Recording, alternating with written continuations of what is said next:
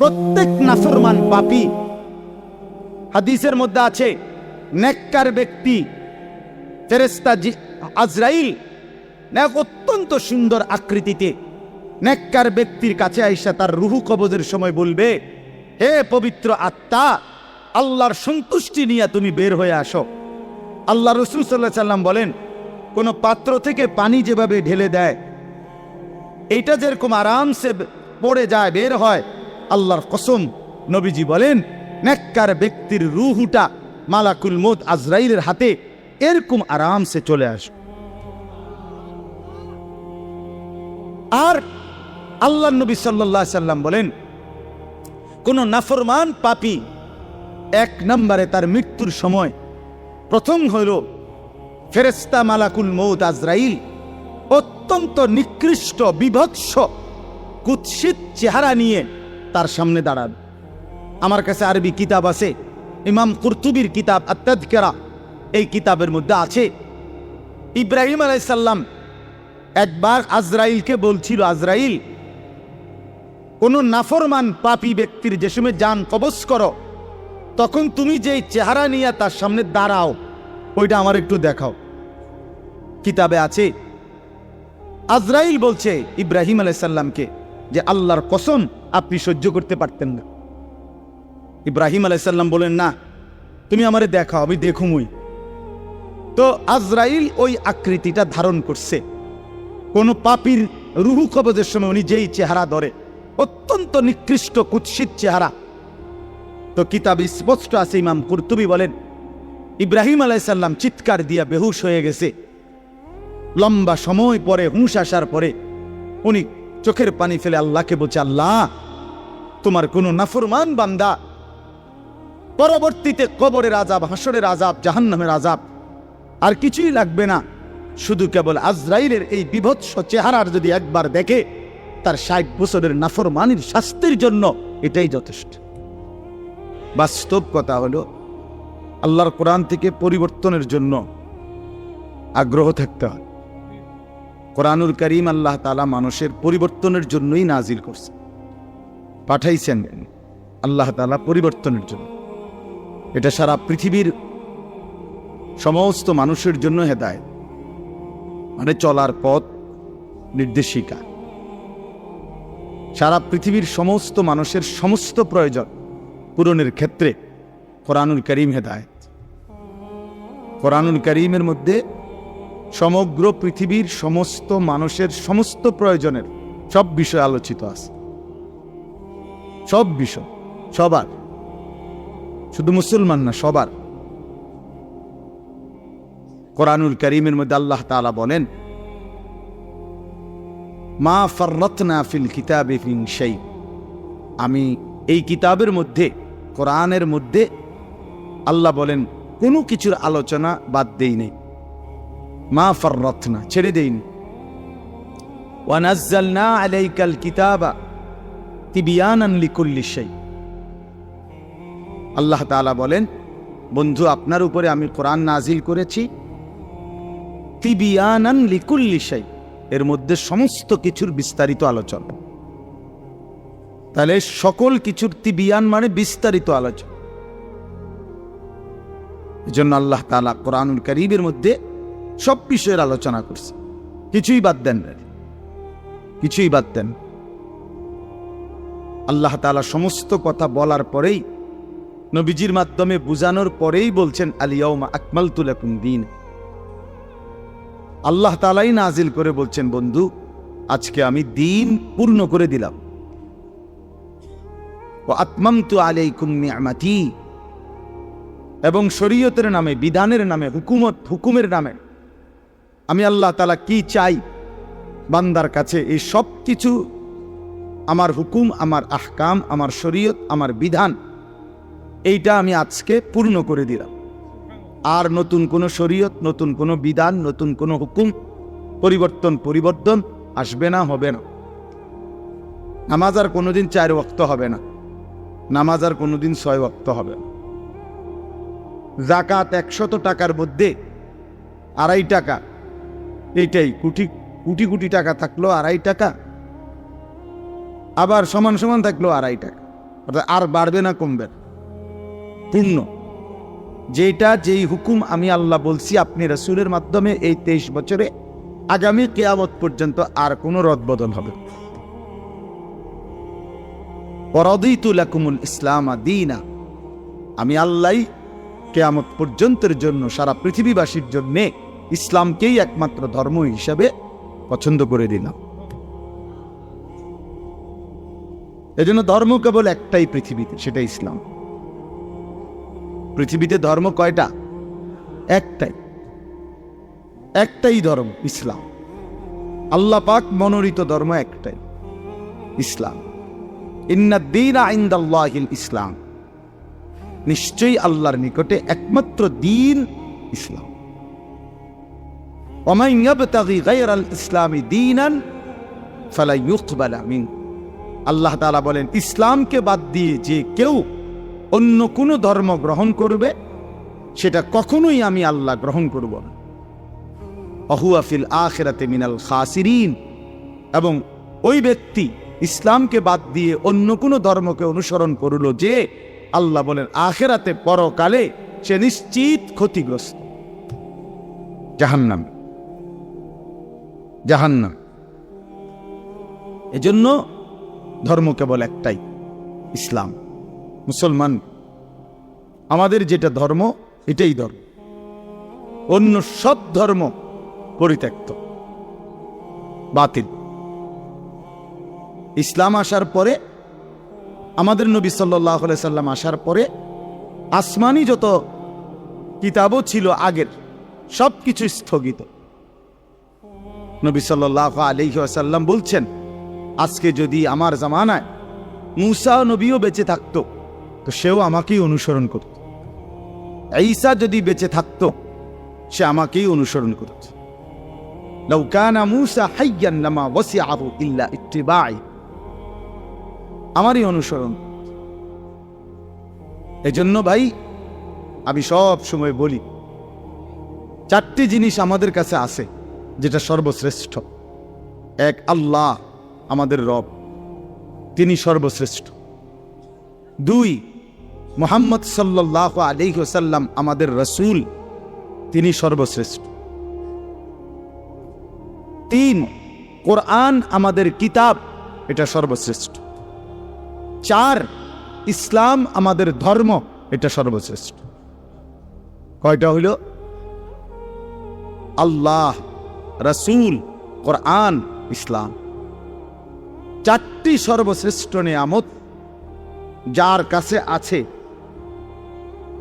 এরপরও যে নষ্ট হয়ে গেল, বরবাদ হয়ে গেল, চরিত্রহীন হয়ে গেল, নাফরমান হয়ে রইল, তার চাইতে বড় বদনসিব, মন্দ কপাল, দুর্ভাগা, তার চাইতে বড় বঞ্চিত আর কেউ হইতে পারে না, আর কেউ হইতে। এই জন্য আমি সবসময় নওজোয়ান ছেলেদেরকে বলি যে বাবা, তুমি, আল্লাহ তোমার রব, মুহাম্মদ সাল্লাল্লাহু আলাইহি সাল্লাম তোমার রাসূল, কোরআন তোমার কিতাব, ইসলাম তোমার ধর্ম, এত বড় 4টি সর্বশ্রেষ্ঠ নিয়ামত তোমার থাকার পর তুমি নষ্ট হইলা কেন? তুমি চরিত্রহীন হইলা কেমনে? কিসের অভাবে? তুমি এক ওয়াক্ত নামাজ পড়তে চাও না, আল্লাহকে চেনো না, আখিরাত পরকাল বলতে কিছুই ভাবো না, এত বড় অসভ্য কেমনে হইলা? আল্লাহ যার রব সে বেনামাজি হয় কেমনে? মুহাম্মদ সাল্লাল্লাহু আলাইহি সাল্লাম যার রাসূল সে বেনামাজি হয় কেমনে? ইসলাম যার ধর্ম সে সেজদা দেয় না কেমনে? কোরআন যার কিতাব সে কিভাবে আল্লাহর নাফরমানি করে? কি কারণে নষ্ট হয়ে গেল? আহা, কি কারণে বরবাদ হলো? ইহুদিদের কাছে আল্লাহ নাজিলকৃত কোনো আসমানি কিতাব এখন নাই, যেটা আছে সেটা বানোয়াটি। খ্রিস্টানদের কাছে আল্লাহ নাজিলকৃত আসমানি কিতাব এখন নাই, এটা তারাও মানে, যেটা আছে সেটা তাদের বানানো। হিন্দুদের কাছে কোনো আসমানি কিতাবে নাই, নাজিলকৃতও নাই, বানাইনও নাই, যেটা আছে এটা তাদের ব্যক্তির রচিত। এবং একাধিক রামায়ণ, গীতা, বেদ, পুরাণ, এগুলো অনেকগুলো। তাইলে পৃথিবীর কারো কাছে নিখুঁত কোনো কিতাব নাই, কারো কাছে নিখুঁত কোনো ধর্ম নাই। মুহাম্মদুর রাসূলুল্লাহ সাল্লাল্লাহু আলাইহি সাল্লামের মতো রাসূল, পূর্ণাঙ্গ নবী, সমস্ত গুণে পূর্ণ বৈশিষ্ট্যমণ্ডিত, সর্বশ্রেষ্ঠ, সব দিকে, সব বিবেচনায়, সর্ব অঙ্গে, সর্ববিবেচনায় যিনি সর্বশ্রেষ্ঠ, তিনি রাসূল মুহাম্মদ সাল্লাল্লাহু আলাইহি সাল্লাম। অন্য কারো কাছে নাই, আমাদের কাছে সব আছে। আমাদের কোরআনও নিখুঁত, আমাদের রাসূলও নিখুঁত, আমাদের আল্লাহও নিখুঁত, আমাদের ধর্মও নিখুঁত। এই চারটি নিয়ামত পূর্ণাঙ্গ থাকার পরেও এক মুসলমান 60 বছর মিথ্যা বলে কেমন? এই চারটি নিয়ামত থাকার পরেও এক মুসলমান 30 বছর একটানা সুদ খায় কেমন? মিথ্যা বলে কেমন? হারাম রোজগার করে কেমনে? 30 বছর একজন মুসলমানের নারী বেপর্দা হয় কিভাবে? কি কারণে নষ্ট হইল? কি কারণে চরিত্রহীন হইল? কি কারণে হারামখোর হইল? কি কারণে সুদখোর, ঘুষখোর, বাটপার, সিটার হইল কেন? কিসের অভাব বলেন? ছেলেরা বলো ভাই, বাবারা বলেন, আপনারাও বলেন, কি কারণে 60 বছর বয়সে আপনি এখনো বিড়ি সিগারেটের বদভ্যাসটাও ছাড়তে পারলেন না? আহা বুড়া মিয়া, আপনার হায়াত আর কত বছর হইলে আপনি বুঝবেন এটা গুনাহ? 60 বছর পরেও আপনি এটা বুঝলেন না, তো 600 বছর পরে নিয়ে বুঝবেন। কবরের কথা মনে পড়বে কোন দিন? মৃত্যুর কথা মনে পড়বে কোন দিন? এই বয়সকালেও এখনো চা দোকানে বসে রঙিন টেলিভিশনে নর্তকীর নাচ দেখেন, নাচ গান দেখেন। ছি ছি ছি ছি, মুসলমান এত নিকৃষ্ট হয় কিভাবে? মুসলমান এতটা বয়সকালে এভাবে আল্লাহকে ভুলে থাকে কি? বলে 365 দিনের এক বছরে কোনদিন ফজরের নামাজ পড়ে না মুসলমান, এমন এত বড় জানোয়ার কেমনে হয়? বলেন, এত বড় জানোয়ার, এত বড় হাইওয়ান মুসলমানের বাচ্চা কেমনে হয়? তুই কার মার ঘরে ভাত খাইছে? কোন মায়ের দুধ পান করছে? এত বড় গাদ্দার যে কোনদিনও ফজরের নামাজ পড়ে না, যে জানেই না ফজরের ওয়াক্ত কত। এটা কি হাইওয়ান? কত বড় চতুষ্পদ জন্তু এটা! এ মানুষ কিবা বলেন? চাচারা আপনারা বলেন, আপনাদের যাদের ঘরের ছেলেটা মেয়েটা বছরের পর বছর এক ওয়াক্ত নামাজ পড়ে না, এই জানোয়ারে নিয়ে আপনি হাসরের ময়দানে কেমনে দাঁড়াইবেন? এটা সংসার? এটা বুঝি বউ বাচ্চা? এই নাফরমানের পরিচয় দিবেন কিভাবে? কেমনে দাঁড় করাইবেন? কি সংসার করলেন? কার জন্য উপার্জন করলেন? রক্ত পানি করলেন, মাথার ঘাম পায়ে ফেললেন। এই ঘর, এই সংসার, এই সোফা, এই ফার্নিচার, এই ফ্রিজ, এই সমস্ত আসবাবপত্র, জমি জামা, এই অসভ্যদের জন্য বানাইলেন যে একটা সেজদা দেয় না? আস্তাগফিরুল্লাহ। 20 বছর ধরে রাস্তার পাশের পুকুরে যেই বেপর্দা বেহায়া নারী খোলামেলা গোসল করে, হাজারো পুরুষ যাকে দেখে আসতে যাইতে, এই অসভ্য নারীর জন্য আপনার সংসার? এটা মুসলমানের স্ত্রী? বলেন, ওরে নিয়ে আখিরাতে কেমনে দাঁড়াবেন? কেমনে দাঁড়াবেন? সেই ঘর কেমনে মুসলমানের ঘর যে ঘরে নামাজ নাই, যে ঘরে সেজদা নাই, যে ঘরের প্রত্যেকের হাতে হাতে মোবাইল, যে ঘরে প্রত্যেক রুমে রুমে সারা রাত ছেলে মেয়ে নারী পুরুষ নাচ গান অস্থির ছবি দেখছে, যে মুসলমান প্রতিদিন ওজনে কম দেয়, প্রতিদিন কাস্টমারকে ঠকায়, প্রতিদিন হারাম রোজগার করে। ও ভাইয়া বলেন, বাবা বলেন, কেমনে দাঁড়াইবেন আখেরাতে? কিভাবে দাঁড়াবো আমরা? অকুল্লুহুম আতিহি ইয়াউমাল কিয়ামাতি ফারদা। রব্বুল আলামিন বলে, তোমাদের প্রত্যেককেই আমি আল্লাহর সামনে একজন একজন করে দাঁড়াইতে হবে, একজন একজন।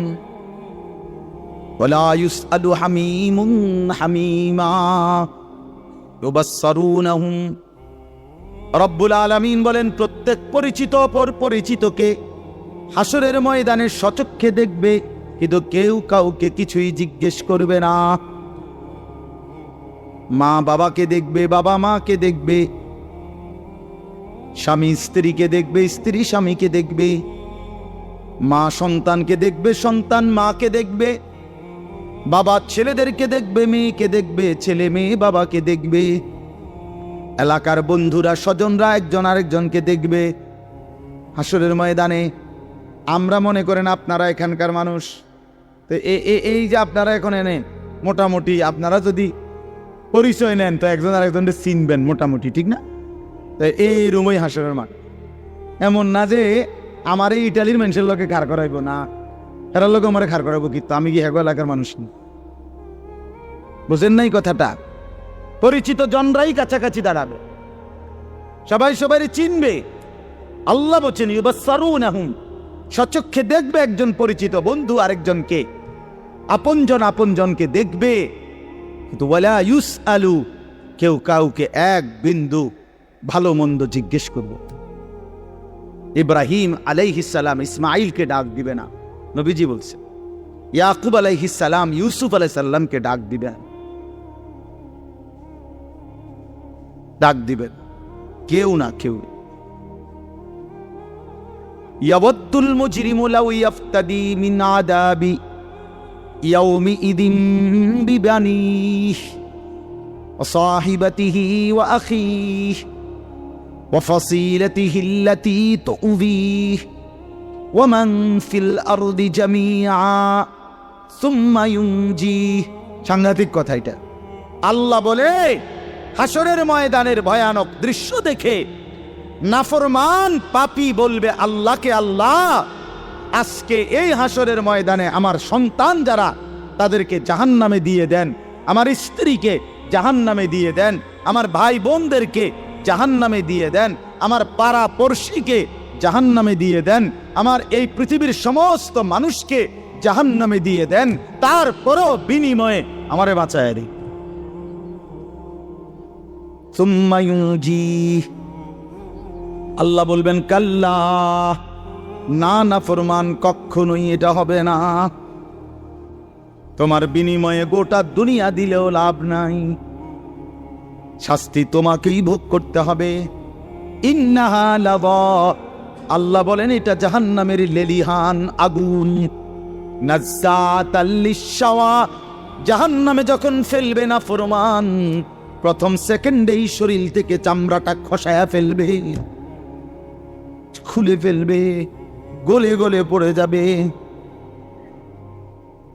নাজ্জাতাল লিশ-শাওয়া তাদউ মান আদবারা ওয়া তাওয়াল্লা। আল্লাহ বলে জাহান্নাম থেকে যে পলায়ন করতে চাইবে, আড়াল হইতে চাইবে, জাহান্নাম নিজে তাই না তার ধরে নিয়ে আসছে। এদিকে আয় না ফরমান, এদিকে আয়, ওদিকে কই যাস গাদ্দার? তখন সেজদা দিতে বলছে, দিলি না কেন? মা সালাকাকুম ফি সাকার ক্বালু লাম নাকু মিনাল মুসাল্লিন। কোরআনুল কারীমের মধ্যে আছে, ফেরেশতারা জিজ্ঞেস করবে, নাফরমান তুই জাহান্নামী কেন হলি? নাফরমান চিৎকার করে বলবে, ভাই আমি নামাজ পড়ি নাই। খোদার কসম, কোরআনের আয়াত প্রথম জবাব দিবে এটা, ক্বালু লাম নাকু মিনাল মুসাল্লিন, আমি নামাজ পড়ি নাই। কি ভাবছেন ছেলেরা, বাবারা, আপনারা কি ভাবছেন? কাল লাগে কি কামাই করেন? কি আশ্চর্য মুসলমান! আপন ছেলে 16 বছর, 18 বছর, 20 বছর এক ওয়াক্ত নামাজ পড়ে না, সারাদিন মোবাইল টিপে, এবড়া এই অসভ্যের জন্য এবড়া সুদে টাকা লইয়া, কিস্তিতে টাকা নিয়া এরপরে এই অসভ্য সন্তানকে বিদেশ পাঠায়। কারে পাঠাইলেন বিদেশ? কাল্লাইয়া নিজে হারাম নিলেন এই নাফরমানের জন্য। হ্যাঁ, ওই আপনার কি আখিরাতের কি উপকার দিবে? কথা বলেন না কেন? কি উপকার দিবে? হয়তো হয়তো আমার চোখের সামনেই একটা সেজদা দেয় না, চোখের আড়ালে গেলে কি সেজদা দিব? কার জন্য সুদে টাকা নিলেন? কার জন্য নিজের জাহান্নামটা বরাদ্দ করে নিলেন? কার জন্য নিজের কবরটা বরবাদ করে দিলেন? আস্তাগফিরুল্লাহ, আস্তাগফির। হায় মুসলমান, কোন দিন বুঝবেন? কোন দিন বুঝবেন আপনারা? কতবার বললে বুঝবেন আলেমদের কথা? কতবার? রাসূলুল্লাহ সাল্লাল্লাহু আলাইহি সাল্লাম বলছেন, কোরআনের আয়াত শোনায় শোনায় উম্মত, আল্লাহ তাআলা কোরআনে বলছে, তোমরা যারা সুদ ছাড়ো নাই, তোমরা আমি আল্লাহর সাথে যুদ্ধের ঘোষণা শোনো, আমি তোমাদের সাথে যুদ্ধে নামলাম। মনে রাখো না ফরমান, সুদখোর, তুমি আমি আল্লাহর সাথে যুদ্ধ করলা, আর আমার সাথে যুদ্ধ করে কেউ টিকবা না, আমি আসাদ দিয়া জাহান্নামে ছুঁড়ে। মনে রাখিস গাদ্দার, আমি বলছিলাম তোকে আমি হালাল দিয়ে রিজিক দিতে পারবো, তুই আমারে বৃদ্ধাঙ্গুলি দেখাইয়া বলছিস আল্লাহ আপনি পারতেন না হালাল দিয়া, আমি বাটফারি না করলে আমার সংসার চলবে না, আমি ওজনে কম না দিলে আমার সংসার চলবে না, আমি সুদ না নিলে, কিস্তি না নিলে আমার বউ বাচ্চা না খাইয়া মরবো, আমনে বাদ দেন, আপনি অন্য লোকের চিন্তা করেন, আমি আমারটা বুঝ করি। কি নাই তো কি? চাচা বলেন নাই তো কি? আপনি কি বুঝাইতে চাইলেন? না তো আল্লাহকে এটা বুঝাইতে চান না? আল্লাহ আমারটা আমি দেখি।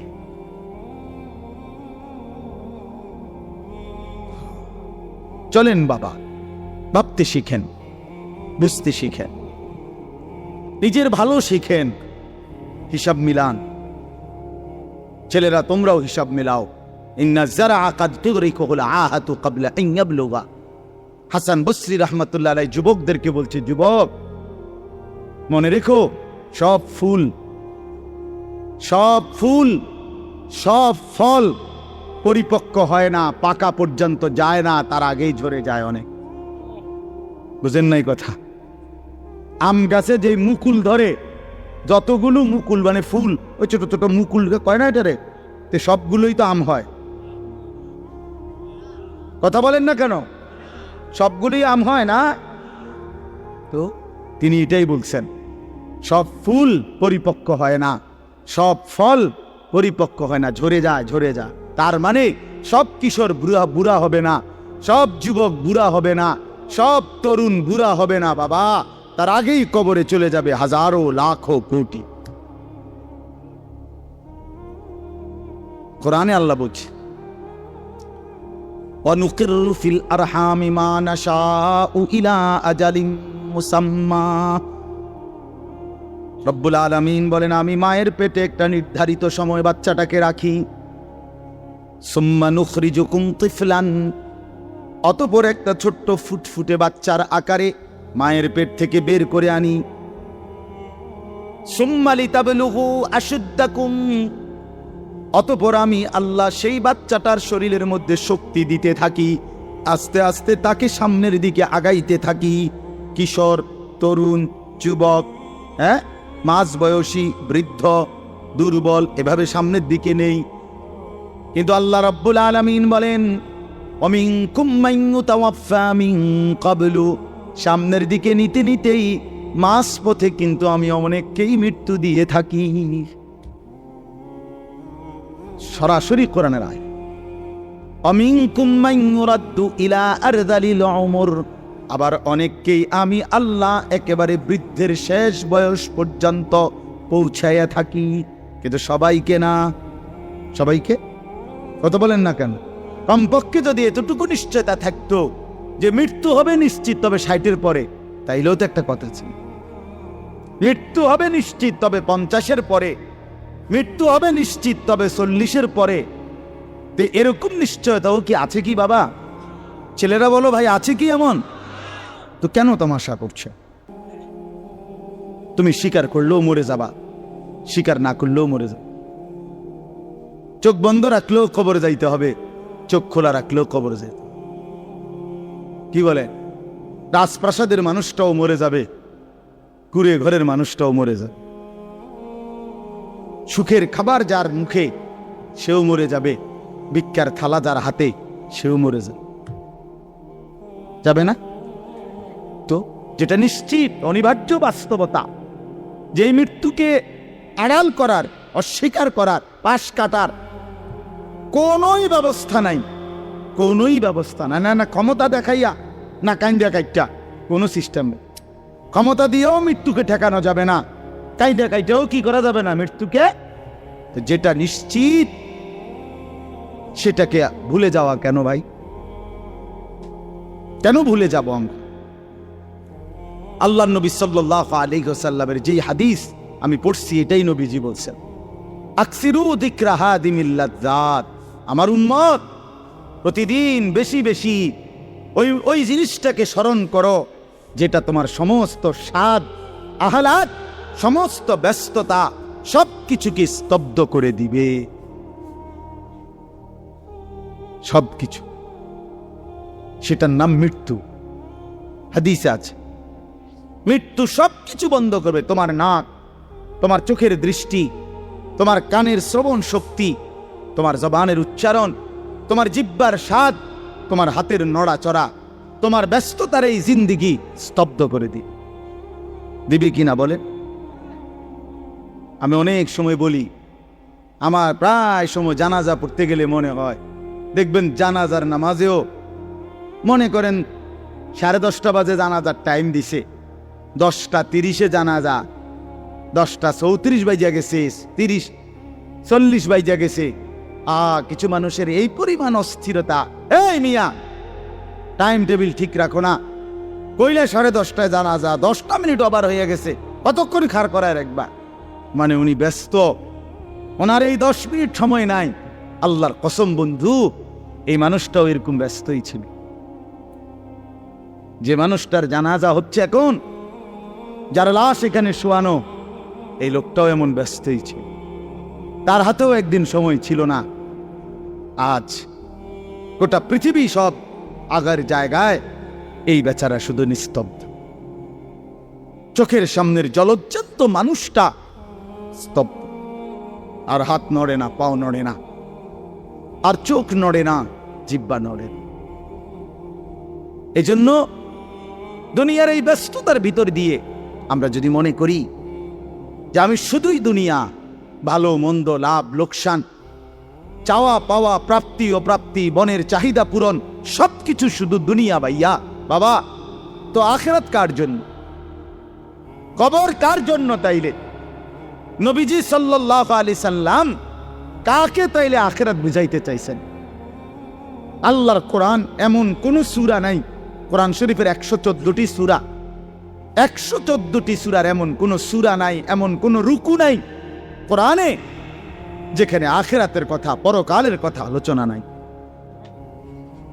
এই পরিমাণ আল্লাহ তাআলা আখিরাত, আখিরাত, পরকাল, পুনরুত্থান, হাসরের মাঠ, এগুলো আল্লাহ তাআলা এতবার বলছেন, অস্বীকার করার, পাশ কাটার কোনো সুযোগ নেই, কোনো সুযোগ নেই। কোরআন শরীফে আছে সূরা মুলকের মধ্যে, জাহান্নামী যখন চিৎকার করবে, জাহান্নামের ফেরেশতারা তখন বলবে, আলাম ইয়াতিকুম নাদির, এই নাফরমান, তোমারে কি কেউ কোনোদিন জাহান্নামের ভয় দেখায় নাই? ক্বালু বালা, সে বলবে হ্যাঁ, কদ জাআনা নাদির, আমার কাছে বহু ভয় প্রদর্শনকারী বান্দা এসেছিল। কত ইমাম, কত খতিব, কত আলেম, কত ওয়াইজ, কত বক্তা, কত পীর, কত মাশায়েখ, কত আউলিয়া, কত বুজুর্গ চোখের পানি ফেলে ফেলে বারবার বারবার আমার এই জাহান্নামের কথা বলছিল, কিন্তু ফাকাদ্দাবনা, আমি মিথ্যা মনে করেছি। অকুলনা মা নাযালাল্লাহু মিন শাই, আমি আরো বলছি এগুলো আল্লাহ বলে নাই, তোমরা মোল্লারা মুন্সিরা তোমরা বানাইয়া বানাইয়া বলো।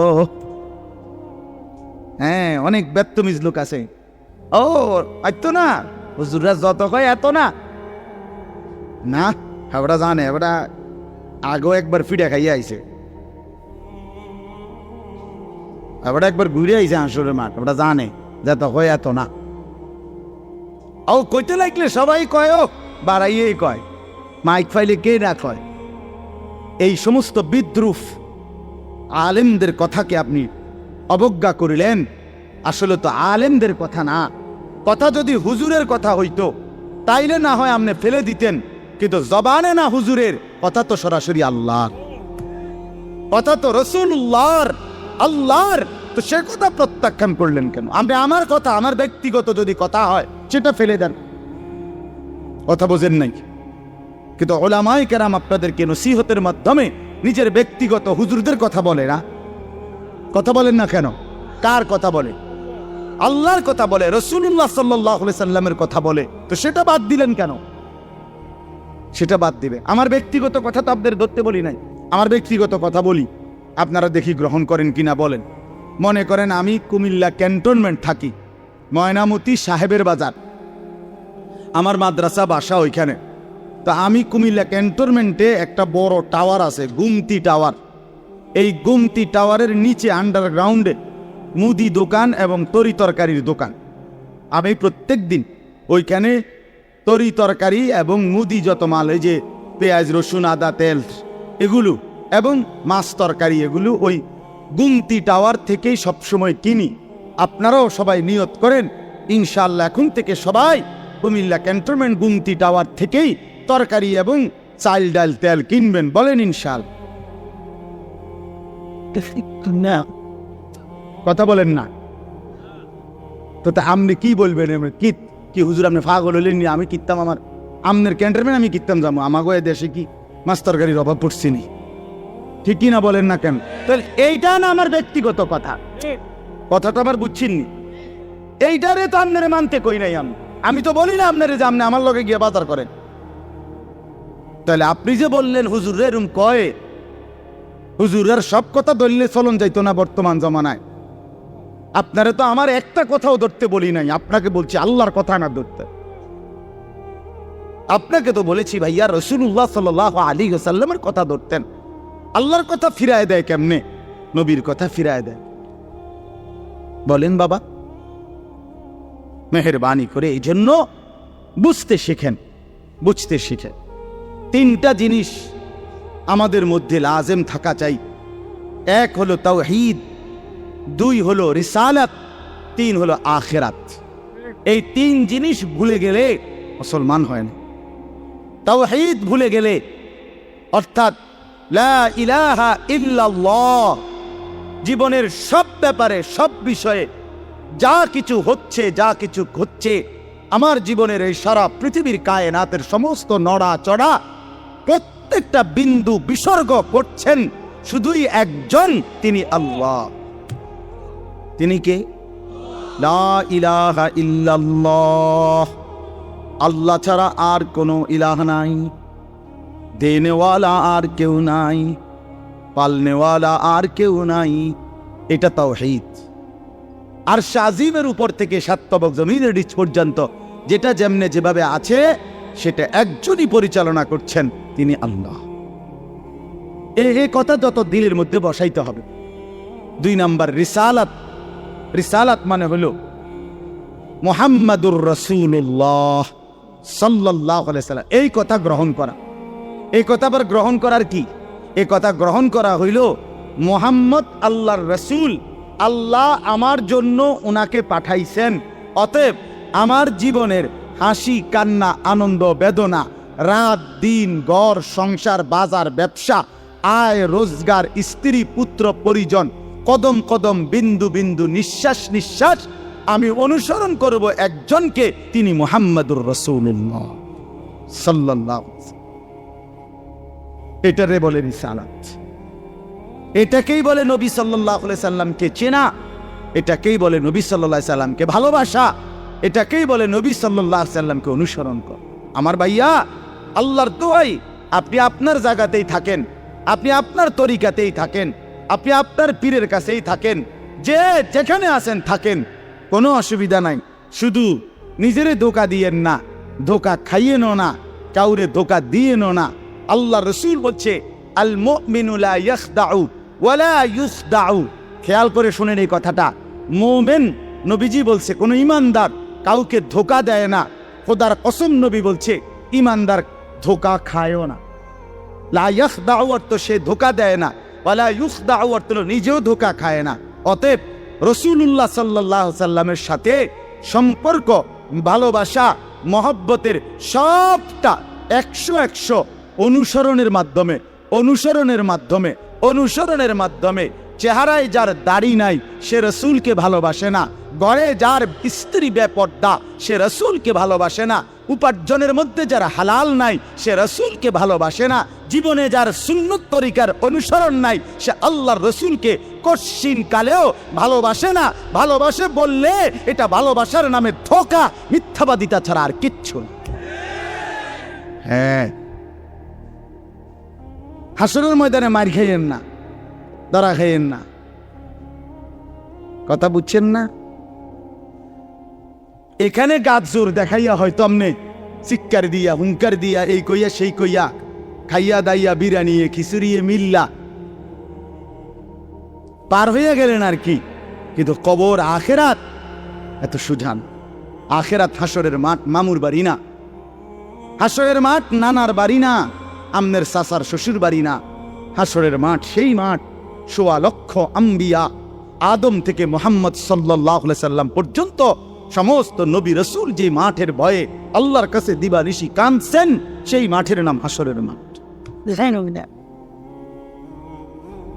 সব নবী, সব নবী আল্লাহর কাছে হাসরের মাঠের ব্যাপারে দোয়া করছে। আমাদের নবী সাল্লাল্লাহু আলাইহি সাল্লাম পর্যন্ত যার কোনো গুনাহ নাই, যিনি নিষ্পাপ, সেই নবীজি পর্যন্ত 5 ওয়াক্ত নামাজের পরে, সব আলেমদেরকে জিজ্ঞাসা করেন, নবীজি নিয়মিত 5 ওয়াক্ত নামাজের পরে দোয়া করতেন, আল্লাহুম্মা হাসিবনি হিসাবান ইয়াসীরা। আল্লাহ, হাসরের মাঠে আমার ভয় লাগে, আমি মুহাম্মদের, আপনার বন্ধুর হাসরের মাঠের হিসাব সহজ করে দিয়ে। নিজের ব্যাপারে বলছে। এজন্য বাপ রাগ হইয়েন না। 1 নম্বর তাওহীদ, কলিজার ভিতরে ঈমান মজবুত করতে হবে। 2 নম্বরে রিসালাত, জিন্দেগীর মধ্যে রাসূলুল্লাহ সাল্লাল্লাহু আলাইহি সাল্লামের অনুসরণ নিশ্চিত করতে হবে। নিশ্চিত করতে হবে। কেন মিসওয়াক করেন না? আপনি জানেন নবীজি মিসওয়াক করতেন, এই জন্য করেন। কেন দস্তরখান বিছায়া খানা খান না? আপনি জানেন, শুনছেন যে নবীজি সাল্লাল্লাহু আলাইহি সাল্লাম দস্তরখান বিছায়া সমান জায়গায় খানা খাইতেন, এই জন্য আপনি ইচ্ছা করে এটা বিছান না। কারণ আপনার কলিজার ভিতরে সিদ্ধান্ত, আমি মুহাম্মদুর রাসূলুল্লাহ সাল্লাল্লাহু আলাইহি সাল্লামের বিরোধিতা করি। কেন আপনি দাড়ি কাটেন? কারণ আপনি শুনছেন নবীজি দাড়ি লম্বা করতে বলছে, এই জন্য আপনি এটা বুঝাইলেন। রাসূলুল্লাহ সাল্লাল্লাহু আলাইহি সাল্লাম আপনি কইছেন, আচ্ছা আমরে দেখাম, আমরে দেখাম। আপনি জানে, হ্যাঁ হ্যাঁ, আপনার বাম পাও দিয়া ঢুকতে বাথরুমে, টয়লেটে মনে থাকে না। কেন মনে থাকে না? আপনি জানেন না এটা নবীজি বলছে। কথা বলেন না, নাকি ওই কওমি মাদ্রাসার হুজুররা কইছে? কথা বলেন না।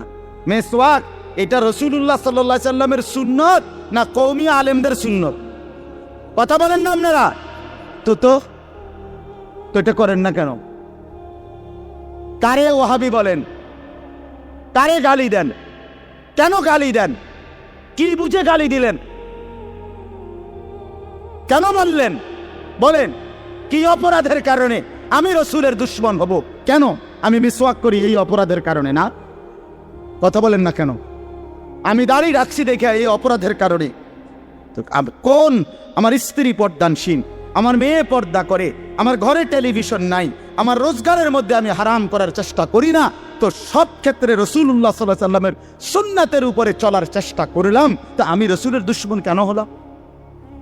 আমি বুঝাইলাম, আমি বলতে মানে আপনি যে কোনো একজন আলেমে দ্বীনকে আপনি কেন নবীর দুশ্মন বলবেন? এত বড় জুলুম কেন করেন? এত বড় কেন জুলুম করেন বাবা? চা দোকানে বসে একজন আলেমের বদনাম করলেন, আপনি আন্দাজ করলেন একজন আলেমের ইলমের কদর কত? আমরা কিতাবে স্পষ্ট পড়ছি, সারা পৃথিবীর ইমানদারের সমস্ত বন্দিগি আর আল্লাহর রাস্তায় জিহাদ, এই দুইটার পার্থক্য কদ্দুর? সারা পৃথিবীর ইমানদারের সমস্ত ইবাদাত, একটি সমুদ্রের মধ্যে যদি কেউ আঙ্গুল দেয়, আঙ্গুল চুবায়, তো আঙ্গুলের অগ্রভাগে পানি লাগবে যে দূর, এতে করে সমুদ্রের ঢেউ তো বন্ধ হয়ে যাবে, ঠিক না? নৌকা চলা বন্ধ হয়ে যাবে না? সমুদ্র টের পাবে কিছু? কিতাবে স্পষ্ট আছে, একজন ইমানদারের সমস্ত মুমিনের সব ইবাদত একত্র করিলে এইটার মর্যাদা হলো আঙ্গুলের অগ্রভাগের পানি। আর আল্লাহর রাস্তার জিহাদ, ফি সাবিলিল্লাহ, জীবন দেওয়া, জিহাদ করা, এটা সমুদ্রের বাকি পানি। এরপরে লিখছে যে সমস্ত ইবাদত এবং আল্লাহর রাস্তার যুদ্ধ, এইটাও এবার একসাথ করেন। এই সবটা এবার ইবাদাত এবং কি জিহাদ, সবটা একত্র করিলে আঙ্গুলের অগ্রভাগের পানি, খোদার কসম, আল্লাহর কসম, এলেম, কোরআন সুন্নাহর এলেম, এইটা সমুদ্রের বাকি পানি। বিশ্বাস করে এবার বলেন, এক আলেম দ্বীনের কদর পেত, আমি কারে টিটকারি করলেন? কারে? ওবার আপনার মসজিদের ইমাম ৬,০০০ টাকা বেতন দেখে আপনার চোখে লাগছে না? বেটার বেতন কম, বেটার বেতন কম তো আপনি না কম দিছেন, উনি কম নির্ধারণ করছে, আপনি না তার মূল্যায়ন করেন না। কথা বলেন না কেন? আমাদের সমস্ত একের একটা স্পষ্ট কথা খেয়াল করেন, যদি এক সমস্ত মুসলমানের টার্গেট হইতো যে আমি প্রত্যেক বিষয়ে আল্লাহর কোরআন রসুলের সুন্নাত মোতাবেক চলব, তাইলে এই পৃথিবীতে মসজিদের ইমামের চাইতে ব্যস্ত জিন্দিগি আর কেউ পালন করার কথা ছিল না। কেন? ওই মহল্লার সমস্ত মানুষের ঈমান, ইসলাম, আখিরাতের সমস্ত দিক নির্দেশনা সারাক্ষণ উনাকে দিতে হইতো, তখন উনার কদরও হইতো অনেক, তখন উনার বেতনও হইতো অনেক, উনার হাদিয়াও হইতো অনেক। কিন্তু আমাদের কলিজার ভিতরে আখিরাত লাগে না মনে হইছে, কোরআন তিলাওয়াত লাগে না, রসুলের সুন্নাত লাগে না, মেয়ের বিয়েটার মধ্যে নবীর সুন্নাত কি এটা জানার দরকার নাই, ছেলের বিয়েটার মধ্যে নবীর সুন্নাত কি এটা জানার দরকার নাই। ওই হদ্দার মাতব্বর মিল্লা তারা ঠিক করছে বিয়েটার মধ্যে চেয়ার হইব ২০০, টেবিল হইব মোট ৩০টা, গেট হইব একটা ৭০,০০০ টাকা দামের গেট, হাইয়েস্ট গাড়ি যাব ৬০টা, প্রত্যেকটার মধ্যে বেড়া বেড়ি মিল্লা বইব ১৪ জন, তো ৫টার মধ্যে ৫, ১৪, ৭০ জন। এরপরে দিয়া গেটে দিব ২,০০০, বাজে খরচ হইল ৩,০০০, এই হইল ৫,০০০। এগুলো হইল হিসাব। আর হুজুরিরা ইয়া কয়ে গেছে রবিবারে মাইয়াগার বিয়া, দুপুরে দুগা ভাত খেয়ে যায়। বুঝেন নাই? কিন্তু যদি সে জানতো যে রাসূলুল্লাহ সাল্লাল্লাহু আলাইহি সাল্লামের ৪টা মেয়ে নবী বিয়ে দিছেন, আমি সেভাবে রাসূলের মেয়ে যেভাবে বিয়ে দিছেন আমি আমার কন্যাকে সেভাবে বিয়ে দেব, তাইলে তো ইমাম সাহেবের কাছে উনি আগে আসতো, ঠিক কিনা বল? আলেমের কাছে আগে আসতো। কিন্তু ওই যে ওনার তো এটা দরকার নেই। কি আপনার বাড়িতে ৩ দিন ধরে ডেক সেট বাজে? হ্যাঁ হুজুর, আসলে কিতা করমু, শরম দিয়ে না, ফুলাইনে আউশ করছে, ফুলাইনে শখ করছে। হায় রে আল্লাহ, হায় মুসলমান, এইভাবে রাসূলুল্লাহ সাল্লাল্লাহু আলাইহি সাল্লামের হুকুমকে, সুন্নাতকে গলা টিপে হত্যা করলেন। নবীজি নিজে বলছে না, আপনারা কতবার শুনছেন, নবীজি বলছে বিয়ে আমি রাসূলের সুন্নাত, বলছি কিনা বলেন? আবার বলেন বলছি কিনা? তাহলে যার সুন্নাত তার মতো হইতে হবে না? তো রাসূলুল্লাহ সাল্লাল্লাহু আলাইহি সাল্লামের সুন্নাত বিয়ে, তো বিয়ে নবীজি সাল্লাল্লাহু আলাইহি সাল্লাম বিয়ের মধ্যে গায়ে হলুদ, ডেক সেট, এই লম্বা গেট আর গাড়ির মধ্যে ফুল, এই সব। আমি অনেক সময় অনেকের জিজ্ঞাসা করছি যে ভাই বিয়ে কার, বিয়ে কার? কইছে ওনার। আমি কই এই ফুলকে লাগাইছেন কার? বিয়ে তো প্রাইভেট কারে করানো উচিত। বেকুব যদি পুরা তার সিরা হয়, এই মাতাল হওয়ার কারণে একমাত্র তার সিরা দেখা প্রাইভেট কারের মধ্যে কি লাগাইছে? কিরে বেটা, বিয়ে হইলো এইতের, ফুল লাগাইলো কোথায়? প্রাইভেট কারে। পাগল কারে কয়? এই পাগলের বাতরাম দেখে। বলেন আপনারা, চাচা আপনারা বলেন, এটা বিবেক নিয়ে কথা। কি বিয়ে করে এতে ফুল লাগায় প্রাইভেট কারের বলদ নিয়ম নেই, এর থেকে বড় বলদ আর কি? আস্তাগফিরুল্লাহ, কি পরিমাণ বোকা আমরা। 10,000 টাকা কোথায় লাগাইলেন? 10,000 টাকা এই ফুলগুলো লাগাইতে গিয়ে 5,000 টাকা, 7,000 টাকা, 10,000 টাকা কোথায় দিলেন? 10,000 টাকা পেলে একজন এতিম সন্তান 1 বছর পড়ালেখা করতে পারত। 10,000 টাকা পেলে একজন বিধবা নারী হয়তো তার 2 মাসের চাল ডাল কিনতে পারত। আর আপনি বিয়ের গাড়িটা সাজায় নিয়ে গেলেন, মেয়ের বাড়িতে দাঁড়াইতে দেরি, ফাওড়া দিতে দেরি, গাড়িটা থামতে দেরি, ছেলেগুলোরে নামাইলে জামাইরে নামাই নিতে নিতে পরবর্তী সর্বোচ্চ 5টা মিনিটের ভিতরে আইসা দেখবেন একটা ফুলও গাড়িতে নাই। এত বড় বেউকুফ যেটা আমার 5টা মিনিট টিকলো না, আমি কার জন্য সাজাই? কার জন্য সাজাই? এজন্য বাবা 1 নাম্বার বললাম আল্লাহর প্রতি তাওহীদ, আর 2 নাম্বার হলো পুরা জিন্দেগি রাসূলুল্লাহ সাল্লাল্লাহু আলাইহি সাল্লামকে অনুসরণ করা। 3 নাম্বার হলো আখিরাত। সব কিছুর ক্ষেত্রে ফিকির করবেন। আপনি আমি সবাই মৃত্যুর মাধ্যমে আখিরাতের দিকে যেতে হবে। কিসের দিকে? হ্যাঁ, মৃত্যু মানে শেষ না, মৃত্যু মানে সমাপ্তি না, মৃত্যু মানে শেষ না বাবা। মৃত্যু মানে আখিরাত, পরকালের জিন্দেগি, পরবর্তী অধ্যায়, নতুন অধ্যায়ের শুরু, নতুন অধ্যায়ের শুরু। এই জন্য আখিরাতকে ভুললে জীবনের কোনো অর্থ থাকে না। আখিরাতকে ভুললে মানুষ আর মানুষ থাকে না। বিশ্বাস করেন, পরকালের অনুভূতি যার নাই, কবরের অনুভূতি যার নাই, হাসরের ময়দানের বিবেক যার নাই, আল্লাহর কসম ওই ব্যক্তির জীবনের কোনো নিয়ন্ত্রণ নাই। সে যা ইচ্ছা তাই করে, জন্তু জানোয়ার যা করে। সমস্ত মানুষ যারা অপরাধ থেকে বেঁচে থাকে এবং পুণ্যকর্ম উত্তম কাজে লেগে থাকে, তার একটা মূল ফিকির তার কলিজার ভিতরে এটা আছে, আমি গুনাহ থেকে বাঁচতে হবে, আমি নেক কাজ করতে হবে। কেন? আমাকে আখিরাতে যেতে হবে। কথা বলেন না কেন? যে গুনাহ থেকে বাঁচে, কেন বাঁচে? আখিরাত আছে। যে নেক কাজ করে, কেন করে? আখিরাত, আখিরাত আছে, আখিরাত আছে। এই জন্য এই 3 জিনিস শিখা দরকার, কলিজার মধ্যে আনা দরকার। তাওহীদ, রিসালাত, আখিরাত। বলেন কি? তাওহীদ মানে লা ইলাহা ইল্লাল্লাহ, বলেন। রিসালাত মানে মুহাম্মাদুর রাসূলুল্লাহ, আর আখিরাত মানে পরকাল। এখন আসেন শেষ অংশে। আখিরাতের এই পুরা আখিরাতের পরকালের জিন্দেগিটার উদ্বোধন, শুরু মৃত্যু। মৃত্যুর মাধ্যমেই শুরু হয়। এই আমি শুধু যে আয়াতটুকু পড়ছি আপনাদেরকে শুধু তর্জমা শুনাই।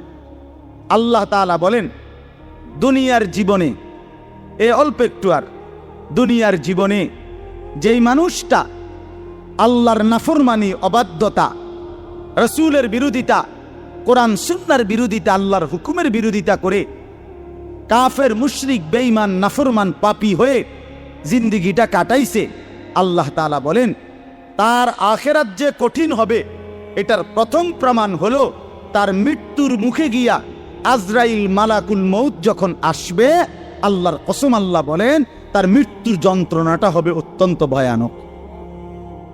এটা দিয়েই শুরু হবে। সে মালাকুল মউত আজরাইলকে দেখেই আর তার রূহ কবচ দেখেই সে বুঝে ফেলবে তার পরবর্তী স্টেজ বড় বিপজ্জনক, তার সামনের জিন্দেগি বড় বিপজ্জনক। আল্লাহ তাআলা বলেন সমস্ত নাফরমান ব্যক্তির জান কবজের মুহূর্তটা খুব বেশি যন্ত্রণাদায়ক, খুব বেশি যন্ত্রণাদায়ক, খুব বেশি। এই যন্ত্রণার সিস্টেম হইল, নবীজি বলছেন প্রত্যেক নাফরমান পাপী, হাদিসের মধ্যে আছে নেককার ব্যক্তি ফেরেশতা আজরাইল অত্যন্ত সুন্দর আকৃতিতে নেককার ব্যক্তির কাছে আইসা তার রুহু কবজের সময় বলবে, হে পবিত্র আত্মা, আল্লাহর সন্তুষ্টি নিয়ে তুমি বের হয়ে আসো। আল্লাহ রাসূল সাল্লাল্লাহু আলাইহি সাল্লাম বলেন, কোন পাত্র থেকে পানি যেভাবে ঢেলে দেয়, এইটা যেরকম আরামসে পড়ে যায়, বের হয়, আল্লাহর কসম, নবীজি বলেন নেককার ব্যক্তির রূহুটা মালাকুল মউত আজরাইলের হাতে এরকম আরামসে চলে আসে। আর আল্লাহ নবী সাল্লাল্লাহু আলাইহি সাল্লাম বলেন, কোন নাফরমান পাপী এক নম্বরে তার মৃত্যুর সময় প্রথম হইল ফেরেশতা মালাকুল মউত আজরাইল অত্যন্ত নিকৃষ্ট বিভৎস কুৎসিত চেহারা নিয়ে তার সামনে দাঁড়াবে। আমার কাছে আরবি কিতাব আছে, ইমাম কুরতুবির কিতাব আত-তাযকিরা, এই কিতাবের মধ্যে আছে ইব্রাহিম আলাইহিস সালাম একবার আজরাইলকে বলছিল, আজরাইল, কোন নাফরমান পাপী ব্যক্তির যে সময় জান কবজ করো, তখন তুমি যেই চেহারা নিয়ে তার সামনে দাঁড়াও, ওইটা আমার একটু দেখাও। কিতাবে আছে, আজরাইল বলছে ইব্রাহিম আলাইহিস সালামকে যে আল্লাহর কসম আপনি সহ্য করতে পারতেন না। ইব্রাহিম আলাইহিস সালাম বলেন, না, তুমি আমারে দেখাও, আমি দেখুমই। তো আজরাইল ওই আকৃতিটা ধারণ করছে। কোন পাপীর রূহু কবজের সময় উনি যেই চেহারা ধরে, অত্যন্ত নিকৃষ্ট কুৎসিত চেহারা। তো কিতাবে স্পষ্ট আছে, ইমাম কুরতুবী বলেন ইব্রাহিম আলাইহিস সালাম চিৎকার দিয়া বেহুশ হয়ে গেছে। লম্বা সময় পরে হুঁশ আসার পরে উনি চোখের পানি ফেলে আল্লাহকে বলছে, আল্লাহ, তোমার কোন নাফরমান বান্দা পরবর্তীতে কবরের আযাব, হাসরের আযাব, জাহান্নামের আযাব আর কিছুই লাগবে না, শুধু কেবল আজরাইলের এই বিভৎস চেহারার যদি একবার দেখে, তার 60 বছরের নাফরমানির শাস্তির জন্য এটাই যথেষ্ট, এটাই যথেষ্ট। আল্লাহ নবী সাল্লাল্লাহু আলাইহি সাল্লাম বলছেন, কোরআনে আল্লাহ বলছেন, এই মালাকুল মউত আজরাইল যখন কোন পাপী নাফরমানের জান কবজ করতে আসবে, তো প্রথম এই কলিজাটার ভেতর থেকে যে রূহু আছে, এই কলিজার ভিতরে, কলবের ভিতরে যে রূহ, এই রূহুটা ধরে টান মারবে, যখন একটা টানে কলিজাটা ছিঁড়া, রূহুটা ছিঁড়া এই কণ্ঠনালী পর্যন্ত চলে আসবে। কাল্লা ইযা বালাগাতিত তারাকিয়া, কাল্লা ইযা বালাগাতিত তারাকিয়া। আর কিছুই না বান্দা, শোনো, যখন নাফরমান তোমার জান কবজের সময় রূহুটা চলে আসবে কণ্ঠনালীতে, এবার রূহুটা বের হতে চাইবে না, বের হতে চাইবে না, নাফরমান ছটফট করবে। আর ফেরেশতা আজরাইল, ফেরেশতা ছিঁড়া বিরা কোন জিনিসকে, কোন ধারালো লোহা, শিক, এটা যদি আগুনের মধ্যে, আপনার আগুনে পোড়ানো জিনিসের মধ্যে টান দেয়, তাহলে যেরকম ছিঁড়া বিরা আসে, আল্লাহর কসম, আল্লাহ রাসূল বলছে, আজরাইল যখন রূহু ধরে আবার টান মারবে, তো সমস্ত দর শরীর ছিন্ন ভিন্ন করে এই রূহু বের করে আনে। ওয়াকিলা মান রাক, আল্লাহ বলে আশপাশের মানুষগুলো তখন বলবে, ওই লোকের ছটফটানি দেখা, হায়, তাকে বাঁচাবার জন্য কোনো ওজা ডাকো, বৈদ্য ডাকো, ডাক্তার ডাকো, কবিরাজ ডাকো, কে আছো তাকে চিকিৎসা করবে, ডাকো না, আনো না, অত ভীষণ ছটফট করছে।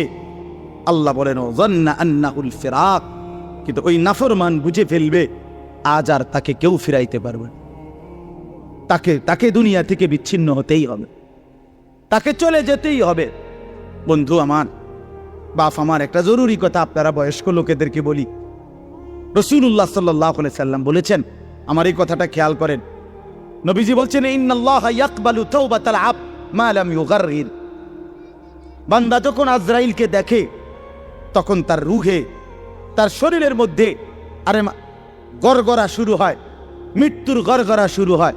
আল্লাহ রাসূল বলছেন, তখন আর আল্লাহ তাআলা কারো কোনো তওবা কবুল করেন, তওবা কবুল করেন। ওয়ালাইসাতিত তাওবাতু লিল্লাযীনা ইয়ামালুনা আস-সাইয়্যাত হাত্তা ইযা জাআ আহাদাহুমুল মাউত ক্বালা ইন্নী তুবতুল আন। আল্লাহ বলেন, যে মৃত্যু পর্যন্ত নাফরমানি করে গেছে, যখন মৃত্যুর মুখে আজরাইল আসছে, এখন বলতেছে, আল্লাহ, আমি তওবা করলাম। আল্লাহ বলেন, ওয়ালাইসাতিত তাওবা, এমন তওবা আমি আল্লাহ গ্রহণ করব না। আমরা অনেক সময় 90 বছরের বুড়া, 70 বছরের বুড়া মিয়া একদম লম্বা হইয়া সোজা হইয়া গেছে, এবার একদম টাইনতে আছে লম্বা করিয়া, এই সময়ে গিয়া 200 টাকা হাদিয়া দিয়া হুজুরে আনছে, হুজুর তওবাটা ফরাইয়া দেন, আব্বারে ব্যস্তটা বুঝ করিয়া দেন, ধরেন এই বিষয়টা রাহে কি তওবা করাবে হুজুর? হুজুর এখন ওনার কোনো এহসাস অনুভূতি আছে? কথা বলেন না কেন? উনি জানে কিছু কি বলতেছে, কি তওবা করাইলেন? কিসের তওবা? কিসের তওবা এটা? কিসের তওবা? গুনাহ করলেন আপনি, আপনার ফরানো বুঝি আমি? হ্যাঁ, আপনার গুনাহ আপনি না জানেন। এই জন্য আল্লাহ কোরআনে বলছেন, ওয়াল্লাযীনা ইযা ফাআলু ফাহিশাতান আও যালামু আনফুসাহুম যাকারুল্লাহ। আল্লাহ বলে, বান্দা শোনো, জীবনভর যদি গুনাহ করো, নাফরমানি করো, জুলুম করো, নাফরমানি করো, কিন্তু আমার যেই বান্দা গুনাহ করবে অথবা নাফরমানি, অশ্লীলতা, বেহায়াপনা করে, আল্লাহ বলেন যদি সাথে সাথে আমি আল্লাহকে মনে করে, অতঃপর ফাস্তাগফারু লিযুনুবিহিম, আমি আল্লাহর কাছে নিজের গুনাহের জন্য মাফ চাই, ওমান ইয়াগফিরুয যুনুবা ইল্লাল্লাহ, বুঝে শুনে দিল থেকে বলে আল্লাহ আপনি মাফ না করলে মাফ করবে কে? ওয়ালাম ইউসিররু আলা মা ফাআলু ওয়াহুম ইয়ালামুন, আর আল্লাহকে বলে আল্লাহ এই গুনাহ আমি ছেড়ে দিলাম, ওয়াহুম ইয়ালামুন, জেনে বুঝে এমন নাফরমানি আর করব না, মাফ করে দেন। খোদার কসম আল্লাহ বলেন, বুঝে শুনে আমার বান্দা যদি গুনাহ ছেড়ে দিয়ে আর করবে না, ওয়াদা দিয়ে আমি আল্লাহর কাছে চোখের পানি ফেলে মাফ চাই, এবার গুনাহ যদি আসমান পরিমাণও হয়, আমি আল্লাহ ওয়াদা করলাম বিনিময়ে পুরা মাগফিরাত দিয়ে দেব। উলাইকা জাযাউহুম মাগফিরাতুম মির রাব্বিহিম, পুরা মাফ। যে শর্ত হইল বান্দা আর করবা না, ওয়াদা দিতে হবে, গুনাহগুলো ছেড়ে দিতে হবে। আমনের কলজের ভিতরে হইল আমনে কোনো সুদের টিয়া ছাড়তেন না, আমনে কোনো বিড়িগানা ছাড়তেন না, আমনে কোনো সাদওয়ানের টেলিভিশন সাউন্ড বন্ধ করতেন না, আমনে হুজুরের লগে যে ডোলেন আস্তাগফিরুল্লাহ রাব্বি, আমনে কীর্তন লরেন, আমনের পকেটে দে বিড়ি, আমনের লেগে যে সাদওয়ানে টেলিভিশন লইয়া বইয়া রয়েছে দোয়ানদার, আমনে লরেন কীর্তেন, কির তওবা করেন কার কাছে? আল্লাহ বোঝে না? কথা বলে না? হ্যাঁ, আল্লাহ জানে না? এটারই কয় তওবা। টেলিভিশনের দিকে চাইয়া চাইয়া কয় তওবা তওবা তওবা তওবা তওবা। আহারে কিতে রে বাবা রে, দেশটার মধ্যে কি শুরু হইল? আপনি যেটি চাইতে আছেন এটি শুরু হয়েছে। আস্তাগফিরুল্লাহ, আস্তাগফির। এই জন্য বাবা, জওয়ান হন, বৃদ্ধ হন, গুনাহ ছাড়তে হবে এখন। কখন বলেন? ওই বাবা বলেন না কখন? এখন এখন এখন, আজ। গুনাহ করলেন যখন, ছাড়বেন তখন। দিল, দিমাগ, আকল, হুঁশ আছে যখন, এইটা মনে রেখে।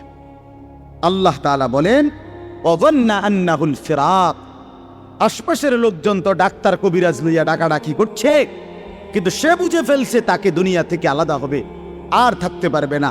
ওয়ালতাফাতিস সাকু বিসাক, আল্লাহ তাআলা বলেন ভয়ে আর আতঙ্কে নাফরমান পাপী জান কবজের সময় তার দুইটা পাও মিলাইবার মতো ক্ষমতাও আর তার থাকবে না।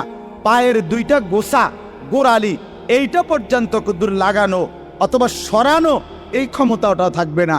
এতটা ভয়ে আতঙ্কে পাও নিয়ে পড়ে থাকবে যে পায়ের গোসা, গোড়ালিটা পর্যন্ত নাড়াইতে পারবে। ইলা রব্বিকা ইয়াউমা ইদিনিল মাসা।